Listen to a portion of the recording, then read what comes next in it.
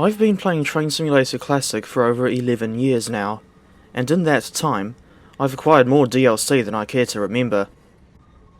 In any case, I was inspired to list off some of my favourite add-ons after watching Dark DJ's video in which he does the same thing. There are absolutely loads of add-ons that I like, too many to include them all in this video, so I'll only look at 8 add-ons for the main list and try to keep their segments as brief as possible. The key word being try.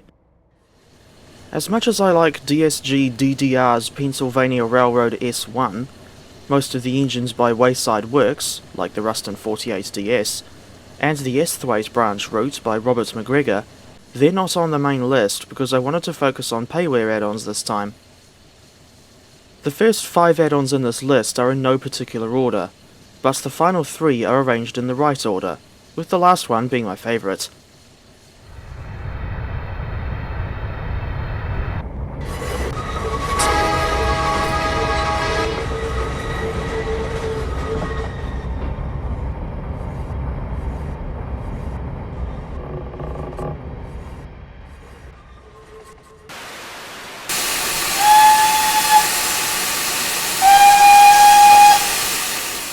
First up is the Great Western Railway 462 Pacific No. 111, the Great Bear, brought to TS by Caledonia Works.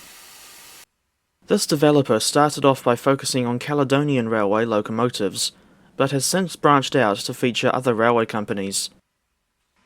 The locomotives he has subsequently modelled are mostly pre-grouping or from the Big Four era, with the British Railways 4MT Class 264 tank being the only BR standard in his range. Thinking back to the Great Bear, the real thing was built in 1908, so she would now be 117 years old if she was preserved. The TS Classic version was released in March 2020, and costs £15, or around 33 New Zealand dollars, at full price. Besides the prototypical lined or unlined GWR green, this pack also includes some fictional liveries. Fictional in the sense that the Great Bear never carried them in real life.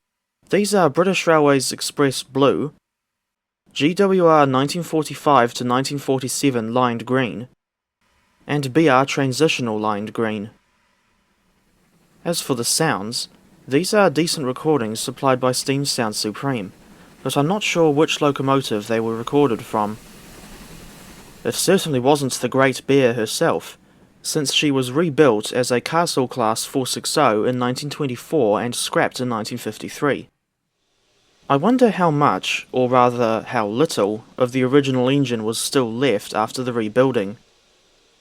In any case, the Bossman Games, or Precision Locomotive Developments, Castle Pack includes No. 111 in her rebuilt condition, now under the name Viscount Churchill. I like the Great Bear because of her unusual nature compared to other Westerners. Indeed, this was the only 462 Pacific that the GWR ever had in their fleet in real life, and their main express engines would all be 460s moving forward. In TS Classic, the Great Bear has a real presence about her, and I sometimes like to take this thing for moderately long endurance runs with 8 or 9 coaches. She comes with the usual array of CW features, such as performance mode, multiple camera views, and, as usual, high-quality modelling all round. Although it's a bit weird seeing such a big locomotive paired with the small 3,500-gallon tender. You can tell that 111 was designed in an era when crew comfort wasn't a priority, and I can only imagine what it would have been like to run this thing tender first on a windy day.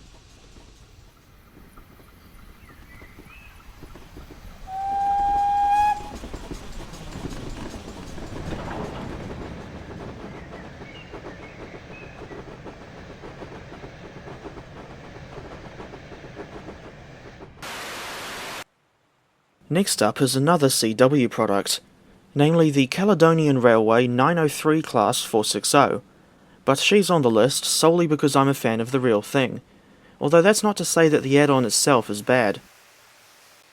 This pack was released in August 2018, and, like GWR No. 111, costs £15 at full price. There's a selection of both Caledonian and LMS liveries included. The selection is not limited to just the two that you can see on the screen now. Curiously, there's an extra variant of 903 Cardine herself that is equipped with a steamboat whistle. As for why she got this whistle in the first place, I have no idea. In any case, I think the rest of the sounds were recorded from the preserved 812 class 060 number 828.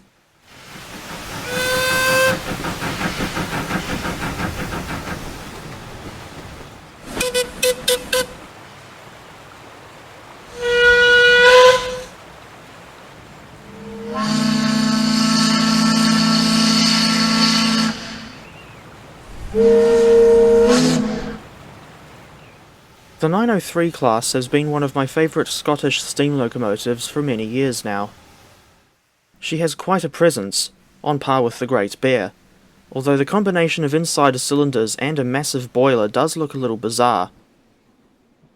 It's such a shame that none of the Cardines were preserved, but being able to see them run in a computer game is better than nothing.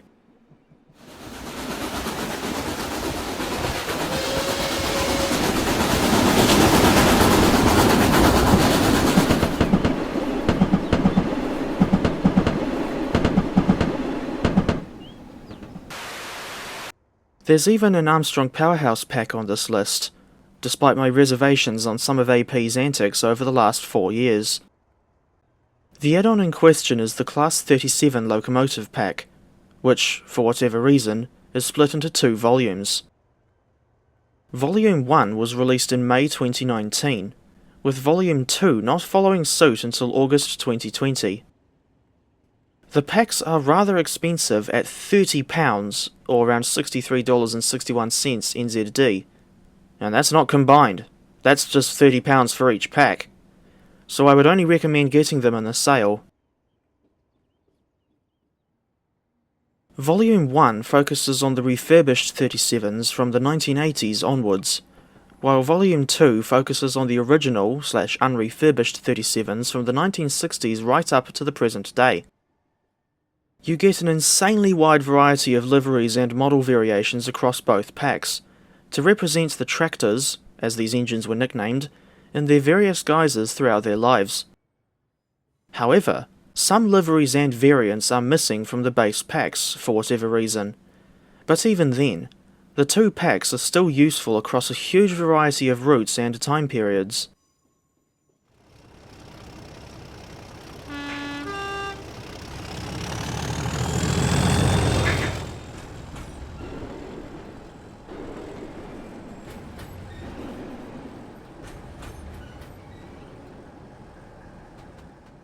In many ways, the AP/NKS Class 37 reminds me of the old AP/Railrights Class 40, although I swear that the 37 doesn't have as much functionality as the 40, but I could be wrong.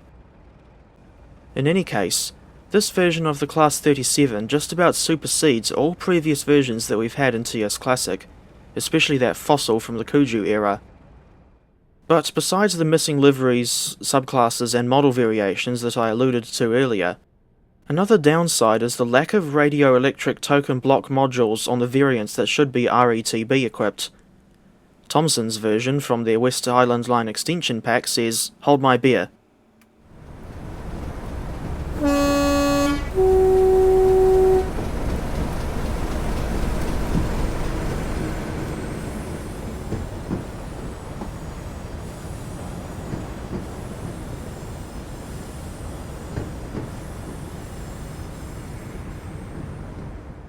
AP's Class 37 offers a reasonable challenge when it comes to the driving experience, and as I alluded to earlier, it helps that she's just as versatile as the real thing. There are many more things to discuss about this locomotive, but I'll be saving those things for the eventual review. For now, I'll summarise my thoughts by saying that this is a very well modelled locomotive that's not a complete walk in the park to drive, as it were. She comes complete with good sounds and plenty of variation, but she is by no means perfect.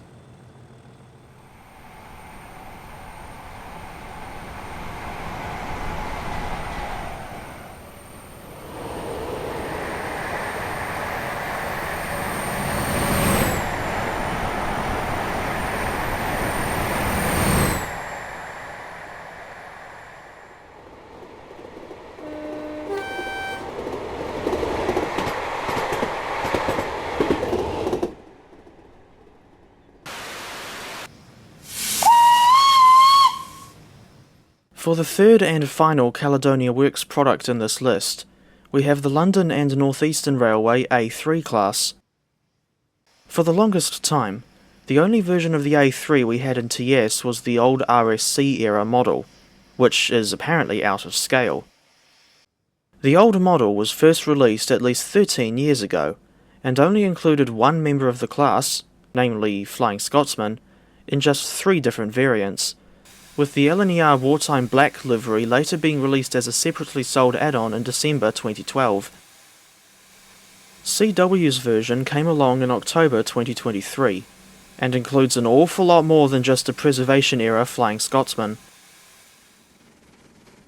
Gresley's A1/A3 Pacifics are some of my favourite British steam locomotives of all time, not just because of Flying Scotsman and his antics in preservation, but mainly because of the class's appearance.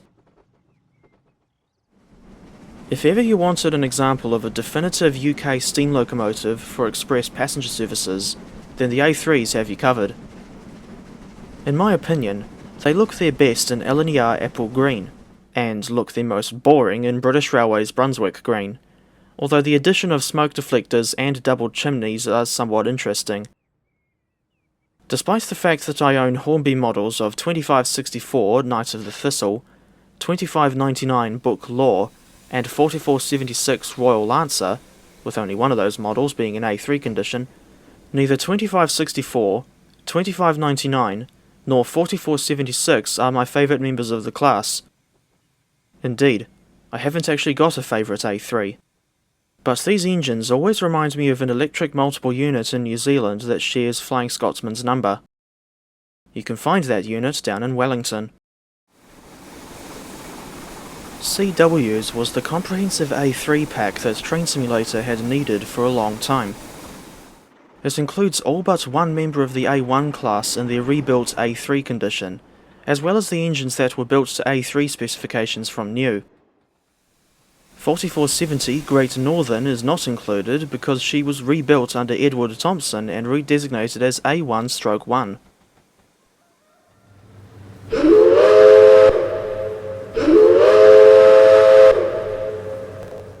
I haven't driven the CW A3 all that much, but I still like this pack for the wide variety of liveries and variations you get, which allow you to use the A3s in scenarios across a wide range of time periods, from the LNER days right through to preservation. Of course, this is all built on a good and up-to-date model that blasts the old RSC one out of the water. It's just unfortunate that only one example of this class was preserved in real life, and that the sole survivor is running in a boring British Railways livery, like so many other preserved UK steam locomotives. Next is a route add-on from Thomson Interactive, namely the Glasgow Subway. This was released in April 2022, and is available on Steam for a full price of $31 New Zealand dollars. Although this add-on isn't all that old, I've taken a liking to it because I had already known about the subway for many years, and of course the system has quite a few unique aspects. The system uses an unusual track gauge of only 4 feet, or 1,219 millimeters, and this means that the old Metro Camel EMUs, or as I call them, the GS2 class, can't be used on any other route in-game, and there's not a whole lot that you can do on the Glasgow subway itself. You only get a 6.5 mile long double track loop with only one branch, going off to the depot, but that really is all there is to the subway in real life. The subway originally opened in 1896, but for whatever reason, it has never been extended.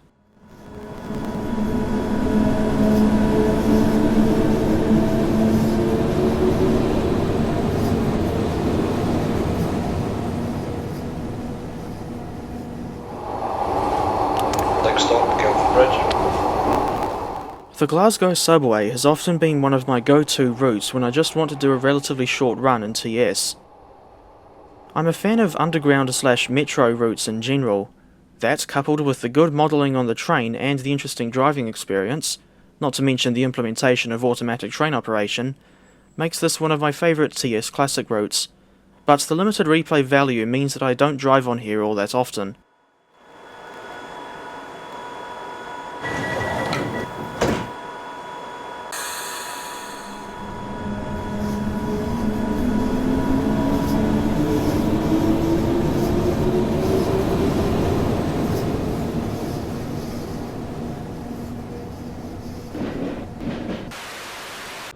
In more recent times, I've lost a lot of interest in the German TS Classic content in favour of its Train Sim World counterparts, but there's one German route that I like enough to include in this list.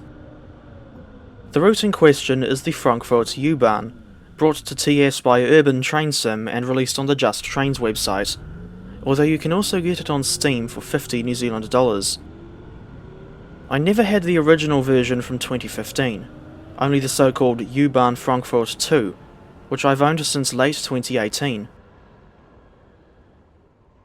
This is a great route for people who like underground/metro style systems, or just network style routes in general. However, and despite its branding, the Frankfurt system is very different from the Berlin U-bahn, in the sense that it's technically a Stadtbahn as opposed to a more traditional underground system. While the Frankfurt U-bahn does indeed have underground sections in the city, as you go further out into the suburbs, the track is mostly above ground with street running or dedicated alignments. Indeed, some sections of lines U1, U2, U3, U8 and U9 run through what look and feel like rural environments further out from the city, where the little tram-like rolling stock almost looks out of place. Adding to the experience are the multiple different signalling systems, as well as the IBIS system, on which you can program the announcements. I know how to set it up off by heart at this point, so for anyone who's new to the route, I strongly recommend reading the manual. As you leave a station, you'll need to press Q to get the next announcement. Nächste Station, Gonsenheim. Fahrtende, bitte aussteigen. Umsteigemöglichkeit zu den Buslinien des Stadtverkehrs Bad Homburg. I think that voice was basically saying, "The next station is Gonsenheim. End of the line. Please leave the train." And something about the local bus connections too. But anyone who speaks German is welcome to correct me in the comments if I'm wrong. There are 9 lines on this network, designated as U1 through to U9, with each line being distinctly different from the others. My favourite is U4, which runs for 11.3 kilometers from Enkheim to Bockenheimer Warte. The reason why it's my favourite is because of the longer than usual underground section west of Seckbacher Landstrasse, as well as its frequent use of the full-length 8-car trains. My second favourite route is U3, which happens to be the longest line on the network, running for 19.3 kilometers from Südbahnhof to Oberursel-Hohemark. The station spacing on U3 is quite inconsistent north of Heddernheim, but in general, stations on this network are very close together, and sometimes less than 500 meters apart. The vast majority of the network is double track, but the U3 line actually goes down to single track just past Kupferhammer for the last 1.28 kilometers to the terminus. On the single-track section, there are 2 more intermediate stops, namely Rosengatchen and Waldelust, before you finally arrive at the little terminus of Oberursel-Hohemark after a long journey up from Südbahnhof. The steepest grade on this single-track section is 1 in 17.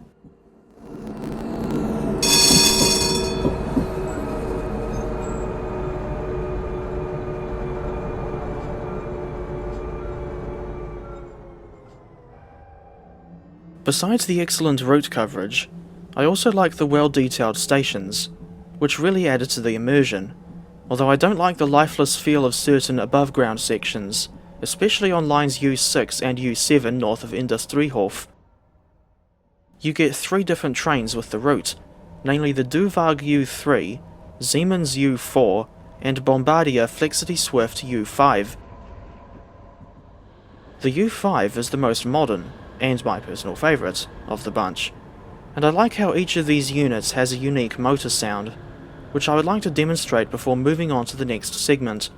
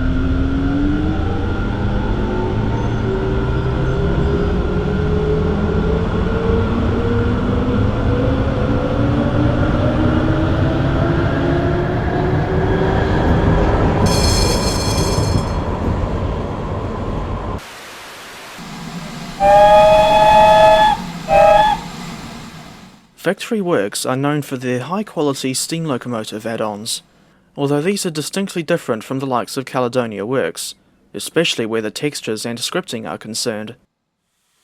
In any case, my favourite VW pack is their rendition of the London, Brighton and South Coast Railway A1 class, also known as Terriers. If it's any indication as to how much I like this class, I've got 4 of them as Hornby models, and here are their TS Classic counterparts.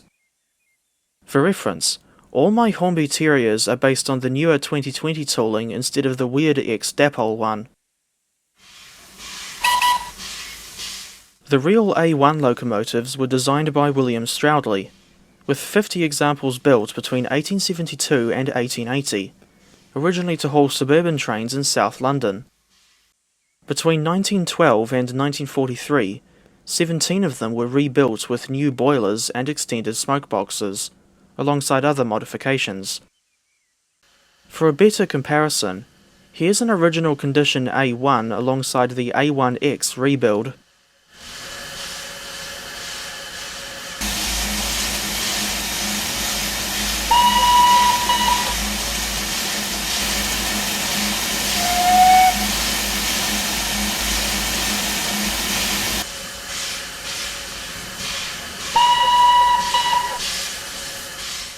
Despite their tiny size and limited power, some Terriers had an incredibly long service life, with 14 examples of the A1X variant surviving into British Railways ownership. The final members of this class weren't withdrawn until 1963, but fortunately, 10 Terriers have survived into preservation, including the famous number 55 Stepney at the Bluebell Railway. Sadly, the BR-era Brighton Works shunter, formerly number 35 Morden, wasn't as lucky as Stepney. Victory Works released their Terriers in April 2017, and I think they've aged well, for the most part. Although the sounds are not the best, and the keyboard controls for the reverser don't work on the engines from the later years pack, I still like the Terriers for their charm and sheer amount of customizability. Via the engine's number in the scenario editor, you can change several features on the model to give your Terrier a custom look. In my opinion, the silliest part of the customization is where you can give your engine a custom name and number. I strongly recommend reading the manual for information on how to change the Terrier's details.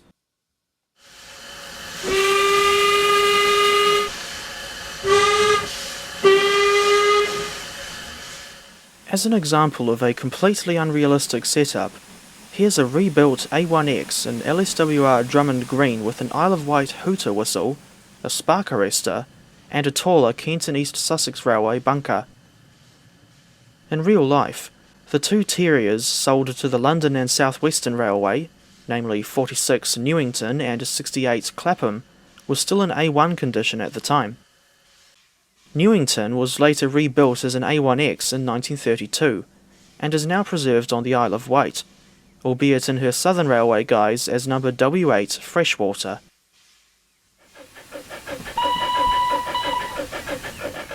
These engines are ideal for a little bit of shunting, or pottering about on a short branch line with 2 or 3 coaches.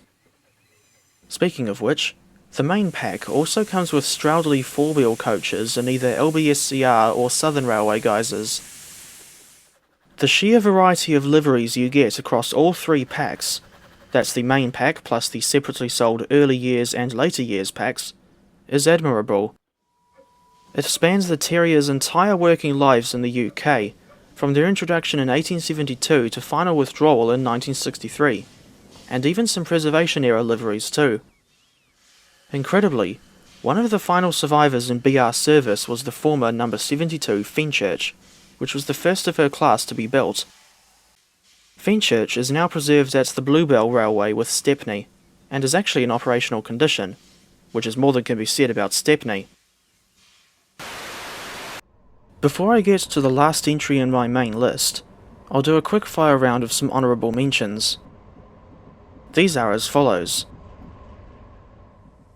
The London and North Eastern Railway Y6 Class 040 tram engine by Forth's Games, the Wherry Lines route by Armstrong Powerhouse, most of the narrow-gauge Swiss DLC from Thomson Interactive and Rivet Games, the North Eastern Railway Raven A2 Pacific by CW, the Chorus Railway by Skyhawk Games, the Great Western Railway Pannier Tanks by Victory Works, the Coniston Branch by Peter Hutton, the Marsdenshire Route by Just Trains, the Story of Forest Rail by Union Workshop, the Sacramento Northern South End Route by G-Tracks, the West of England Main Line by Golden Age Developments, and the Waterloo and City Line by Backdated Train Sim.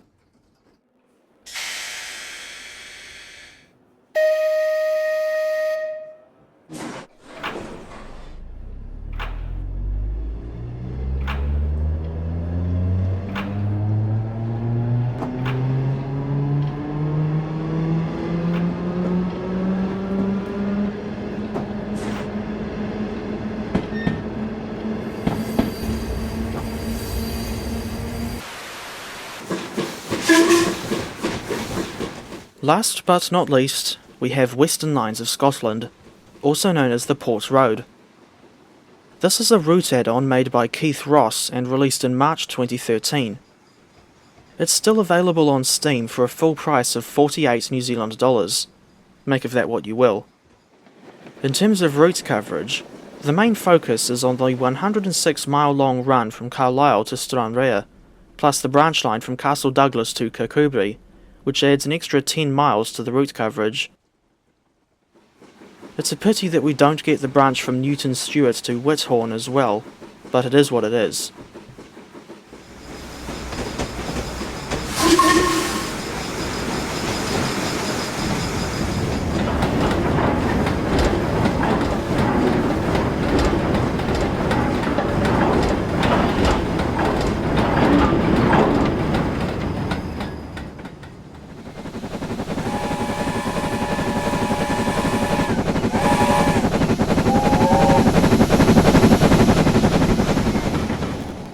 As for the time period, I think the route is set in 1964, based on the inclusion of Kingmore Marshalling Yard, which opened in 1963, and the fact that the Dumfries to Culloch Junction section closed in 1965.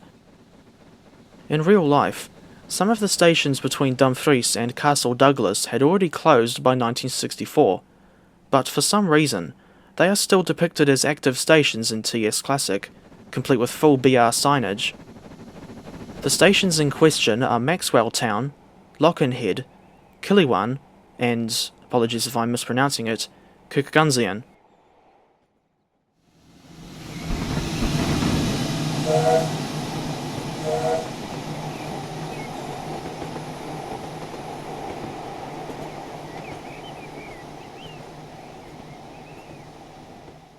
For quite some time, the Port Road has been one of my go-to routes when I want to drive a standard gauge British steam locomotive, and record scenes for a video, of course. Even though most of what I like to drive is completely inauthentic for a Scottish route set in the 1960s. For instance, this particular locomotive is a London and South Western Railway 700 class 060, which dates back to 1897. As an aside, it's a pity that Hornby never modelled the 700s in their original Drummond condition, only the Uri rebuild condition. Some aspects of the scenery and track laying haven't aged all that well, but on the whole, I think the Port Road is still reasonably well detailed. The route is made even better by its non-linear nature, as you don't just get the Kirkcudbright branch for a deviation, but also the numerous goods yards and engine sheds in the Carlisle area, most of which are now long gone. Speaking of engine sheds, I think my favourite one on this route is in Stranraer, next to a station called Stranraer Town. You can see the track formation continuing past the station, which is depicted as one end of the line, and the alternative western terminus is at Stranraer Harbour. This branch once continued past Stranraer Town and onto Port Patrick, but that section closed in 1950.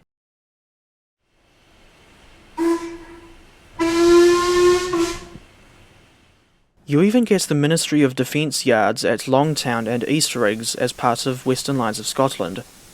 These sidings are ideal for military-themed packs like the War Department Austerity 280. Throughout the route, there are loads of opportunities to run all sorts of different British steam locomotives, besides the upgraded Black 5 that comes with the route, and the steep grades between Dumfries and Stranraer make for quite a challenge. I especially like the section from Castle Douglas to Newton Stewart.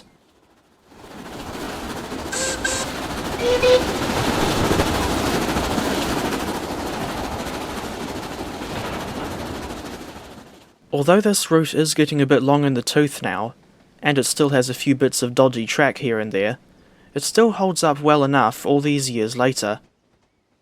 What you've got with this pack is a route that's long enough to give engines a good run, has a decent amount of yards and branches you can explore, especially the aforementioned ones in the Carlisle area, and has enough steep gradients west of Dumfries to give the bigger engines a good challenge. Those reasons, coupled with the fond memories I have of driving the LMS Black 5, Ginty, and LNER J50 when I was younger, are why Western Lines of Scotland is my favourite train simulator add-on.